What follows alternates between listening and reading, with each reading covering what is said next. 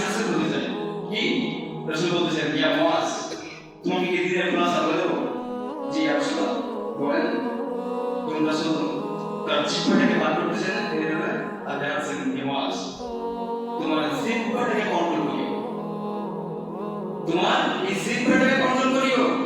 কারণ এই জিহ্বা দিয়ে সম্ভব ভাইয়ের মধ্যে ভাইয়ের দ্বন্দ্ব লাগানো, এই জিহ্বা দিয়ে সম্ভব ওই ভাইয়ের মধ্যে দ্বন্দ্বকে মীমাংসা করা, এই জিহ্বা দিয়ে সম্ভব পিতার মধ্যে পিতার দ্বন্দ্ব লাগানো, এই জিহ্বা দিয়ে সম্ভব সমাজের মধ্যে আগুন ধরানো, পরিবর্তনের আগুন ধরানো। সুতরাং তোমার জিহ্বাকে কন্ট্রোল করি, মুআজ, জিহ্বাকে কন্ট্রোল করি।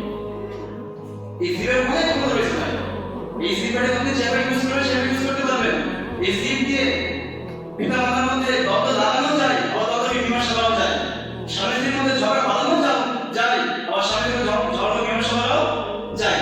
সমাজে আগুন লাগানো যায়, আবার সে আগুন নিভানো যায়। সুতরাং এই জিহ্বাটাকে সঠিকভাবে ইউজ করি, সঠিকভাবে ইউজ করেন। আজ এটা বড় অভাব। সমাজে হাজারটা নামাজি পেয়ে যাবেন, হাজারটা দাবি পেয়ে যাবেন, হাজারটা হাজি পেয়ে যাবেন, কিন্তু জিহ্বাকে হেফাজত করার ব্যক্তি লাখে একটা হবে, লাখে একটা হবে।